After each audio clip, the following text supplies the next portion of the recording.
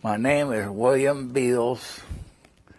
I was born in Carpenterville, Oregon, 1931,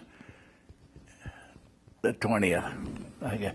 But February 20th. Did you go to school in Oregon? No. Where did you go to school and what? I came to California when I was 3 years old, and I went to Mount Bello Unified School District.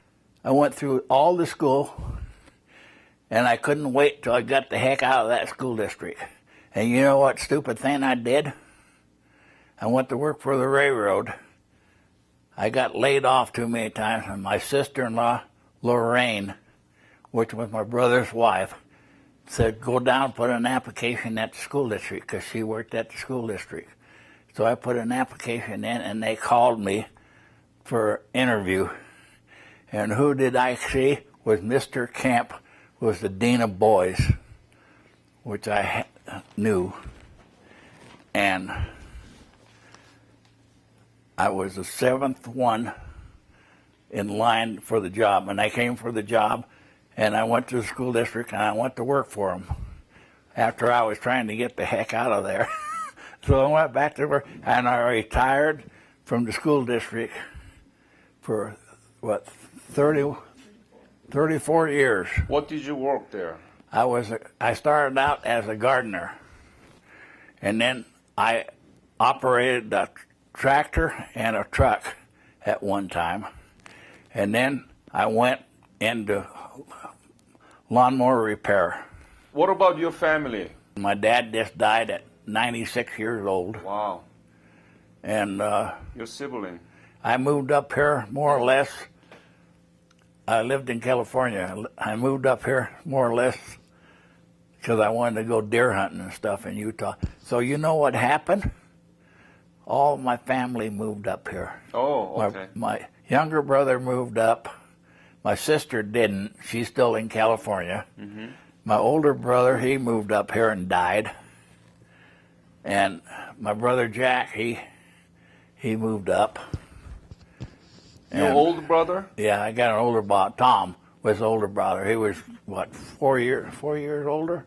So he's the one who was in Korea? No, he was not in Korea. Who was in the Korea together with you? My brother Bob. Tell me about Bob. 2 years older than I am. Okay. I'm 83, so he'd be 85, 86, something like that. And so how did you come to go to Korea? When were you, okay. Were you drafted or enlisted? No, it's sort of a funny story. I wanted to join the Army. A friend of ours was David Norden, and he was in Korea at the time.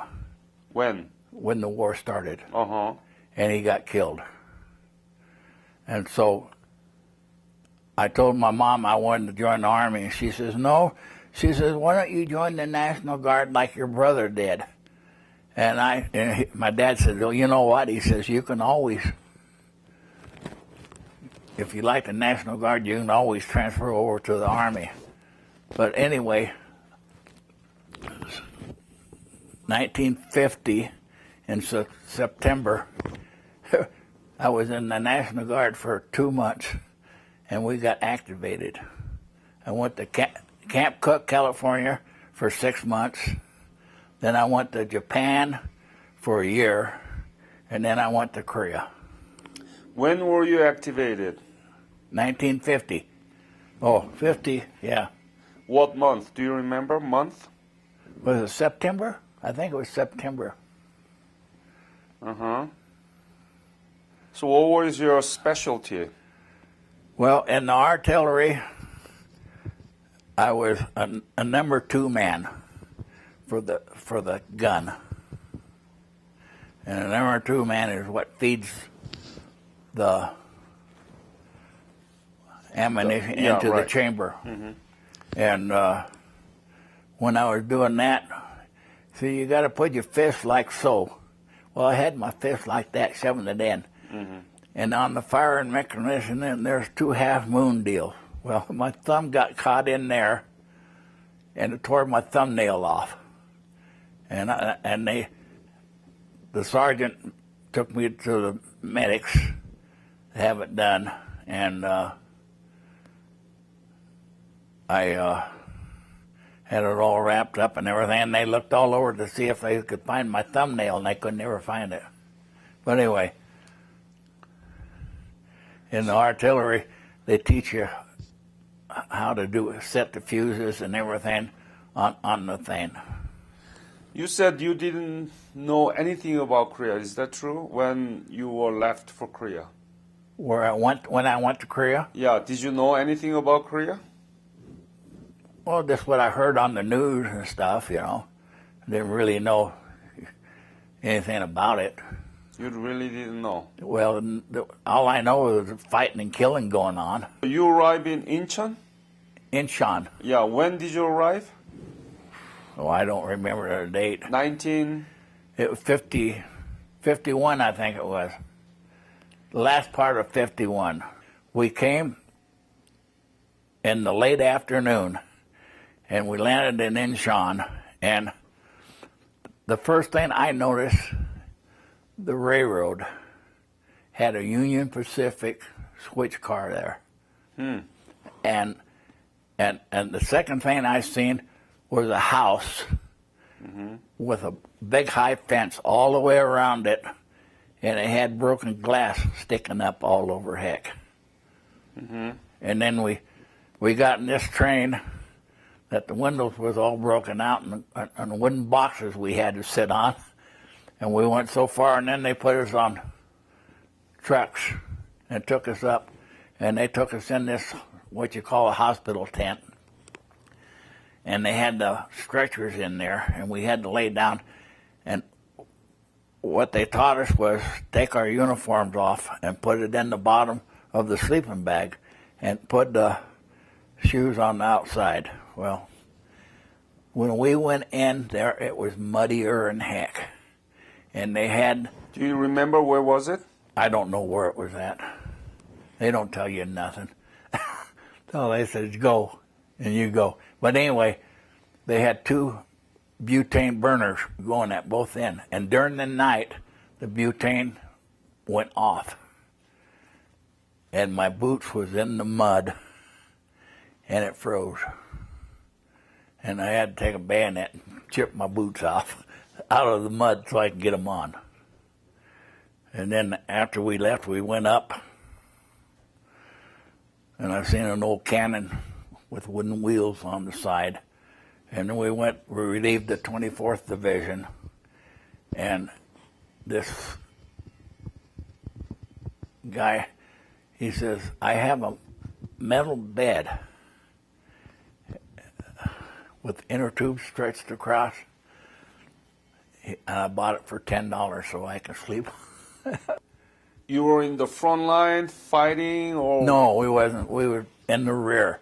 The headquarters company, 115th Medical Battalion, was in charge of medical supplies that was issued to the guys in the front. So in a way, I don't know how close we was to the front, but I know one day we got bombed, and I went down to see the truck, and it was a big truck, and the bomb hit in the back end of it, and like a wishbone.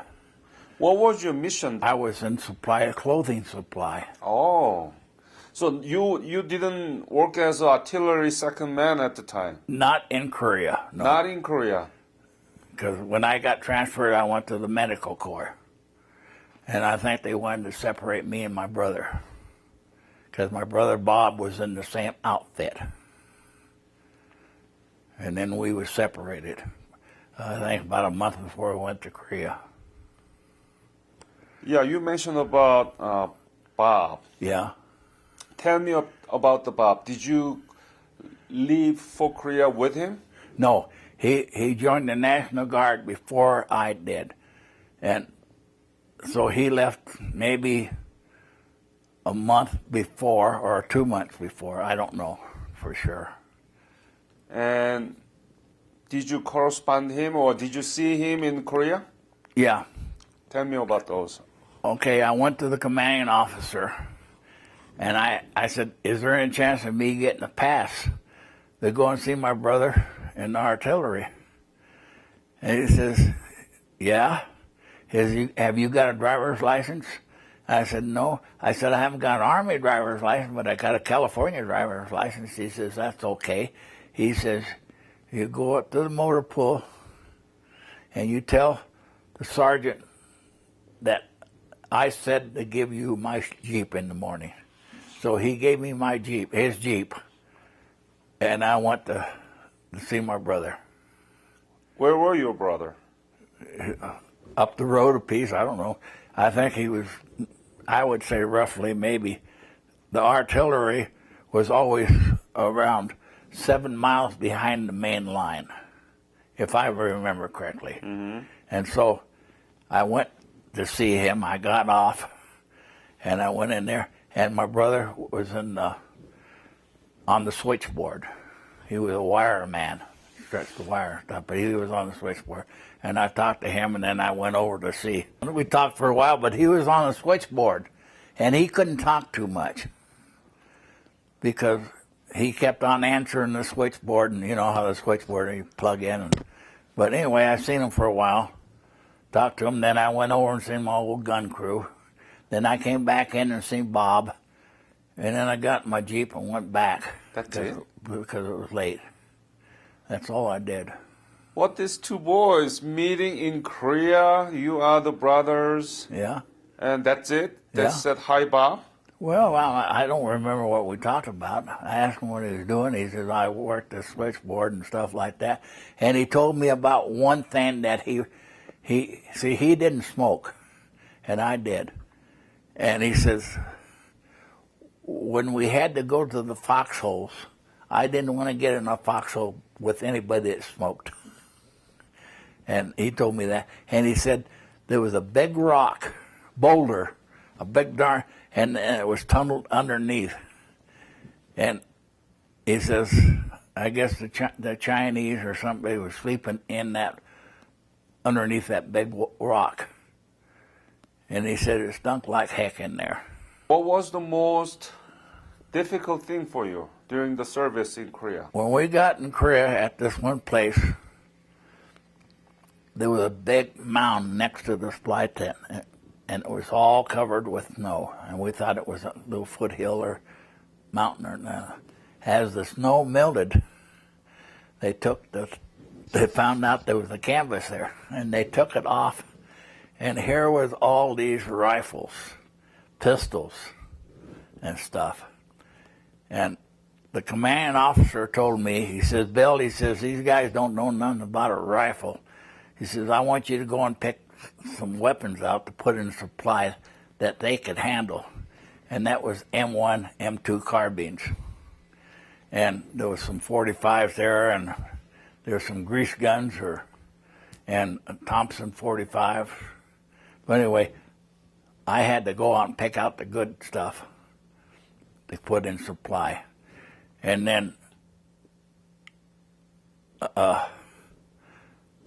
as I was telling you about when we was bombed, I went down to look at it, and this was this truck that was wishbone out, that the bomb landed in back, and there was blood all over heck.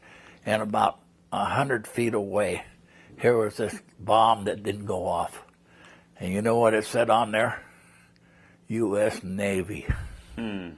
So I don't know if it was our own planes that bombed us or if it was a enemy plane that captured some bombs.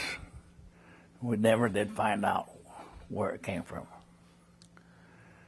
Any other moment that you might have lost your life? Well, they always ask for volunteers. For what? For different details. And I volunteered for this one detail, and they had a bunch of infiltrators that were supposed to come in, and they didn't know where they was at. And so we went up, I guess it was close to the front lines, and all we had was carbines. And so the mountain came down like so, and they took and put logs across there, and they filled it up with, and they had little deals that you went in there like a bunker. Mm-hmm. I guess that's what you call it, bunker. And we had to go play there. And so there was an infantry outfit on the left hand, on their side that we seen that came by. And we went over and talked to them. There was a lieutenant that was in charge. He says, "What you guys got?" I said, "All we got is carbines." And they was in one of them half tracks. And so he gave us, each of us, I don't know, there's 5 or 6 guys that we went there, and they gave us hand grenades. And he says, "Do you know how to play leapfrog?" I said, "Yeah, I know how to play leapfrog." He said, "Well, you guys do that and go to these different places and toss in the hand grenades. And then the guy in back of you and go in there and see what's going on." But we did that. Was it dangerous? Huh? Was it dangerous? Well, I guess it wasn't, because we didn't see no Chinese, and all we had was carbines, so we went back and got in our truck and went back to camp. A commanding officer came and asked me one time where he said, "Bill, you go on an R&R to Japan." He said, "But you're going to be here 1 more month, and then you're going home." And I said, "Well, I don't have no money to go anyway," because we was all the time playing poker. And let somebody else that has a longer time to go, because I was going to go home in May anyway. How much were you paid at the time? That's a good question.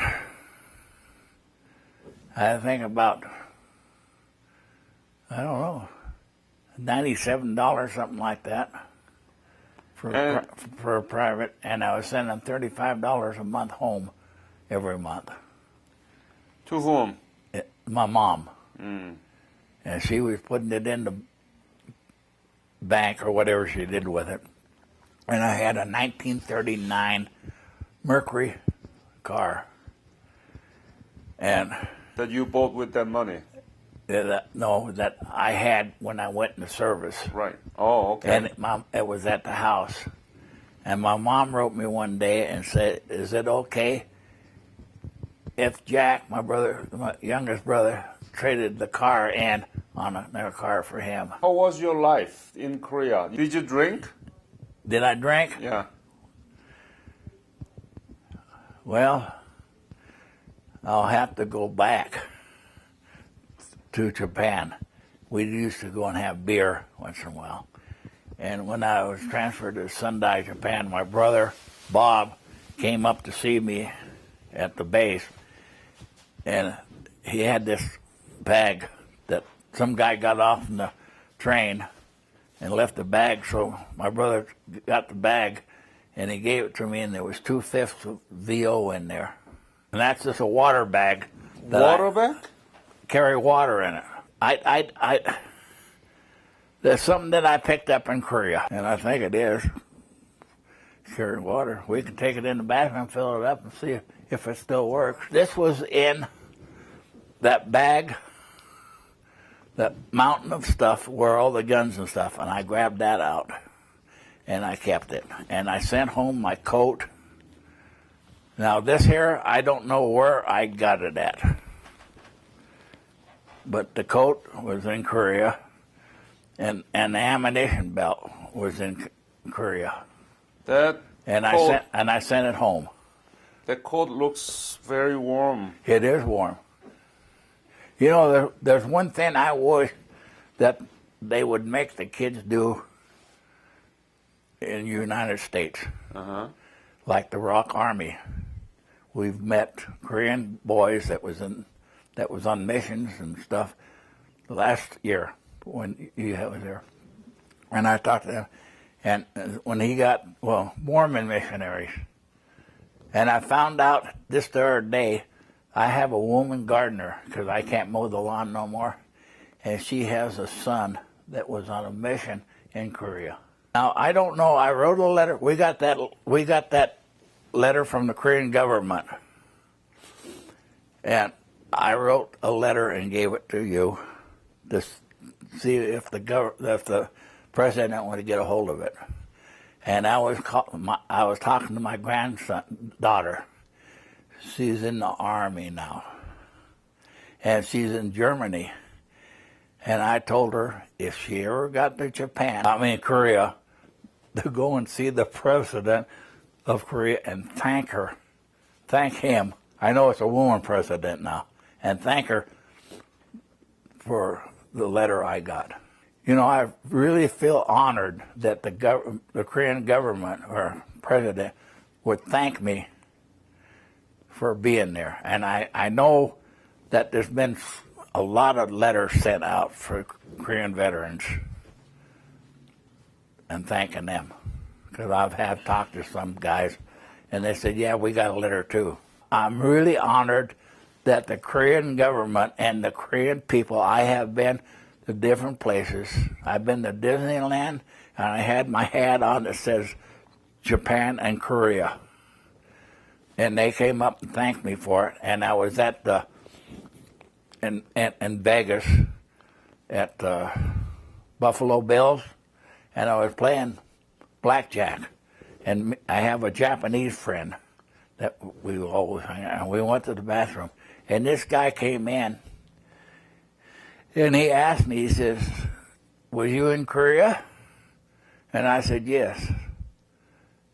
He said, "I want to thank your hand. My granddaughter about being in Germany, and she's going to go to Korea.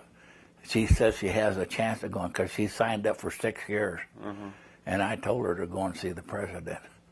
Now, I don't know even if the president would see her.